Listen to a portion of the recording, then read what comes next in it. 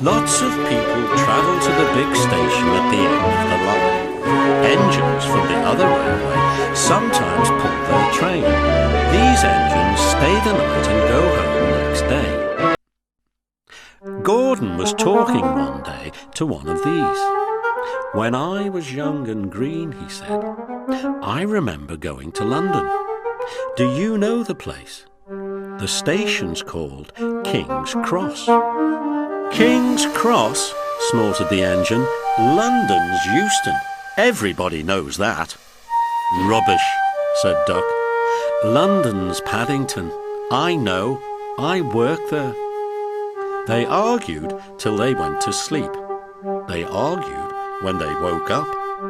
They were still arguing when the other engine went away. "Stupid thing," said Gordon crossly. "I've no patience." "Stupid yourself," said Duck. "London's Paddington. Paddington. Do you hear?" "Stop arguing," James broke in. "You make me tired. You both agreed about something anyway." "What's that?" "London's not Euston," laughed James. "Now shut up." Gordon rolled away, still grumbling. "I'm sure it's King's Cross.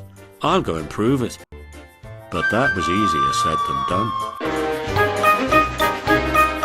London lay beyond the big station at the other end of the line. Gordon had to stop there. Another engine then took his train. "If I didn't stop," he thought, "I could go to London." One day he ran right through the station.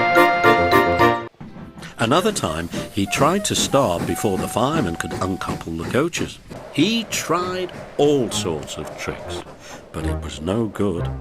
His driver checked him every time. "Oh dear," he thought sadly, "I'll never get there." One day he pulled the express to the station as usual. His fireman uncoupled the coaches and he ran onto his siding to wait till it was time to go home. The coaches waited and waited at the platform, but their engine didn't come. A porter ran across and spoke to Gordon's driver. "The inspector's on the platform. He wants to see you."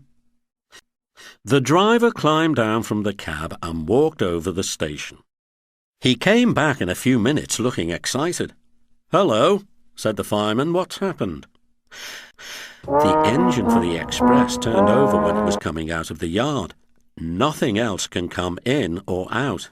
They want us to take the train to London.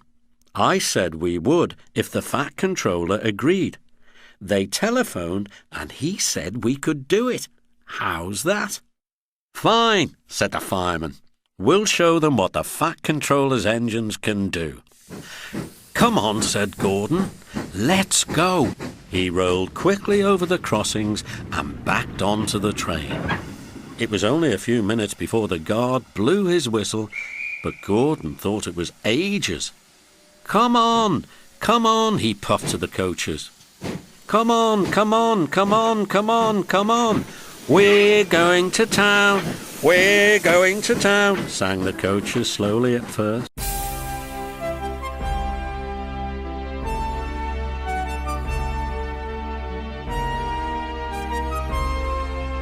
Then faster and faster. Gordon found that London was a long way away. "Never mind," he said. "I like a good long run to stretch my wheels."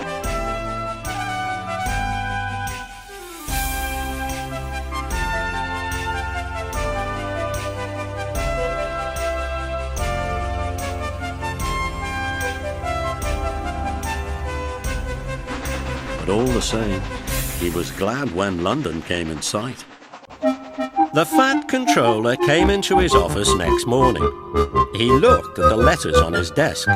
One had a London postmark. "I wonder how Gordon's getting on," he said. The station master knocked and came in. He looked excited. "Excuse me, sir, have you seen the news?" "Not yet. Why?" "Just look at this, sir." The Fat Controller took the newspaper. "Good gracious me," he said. "There's Gordon. Headlines too. Famous engine at London Station. Please call to control crowds. The Fat Controller read on, absorbed.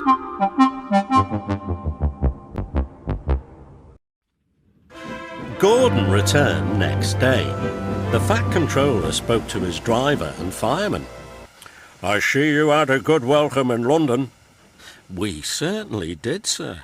We signed autographs till our arms ached, and Gordon had his photograph taken from so many directions at once that he didn't know which way to look. Good, smiled the Fat Controller. I expect he enjoyed himself, didn't you, Gordon? No, sir, I didn't. Why ever not? London's all wrong, answered Gordon sadly. They've changed it. It isn't King's Cross anymore. It's St. Pancras.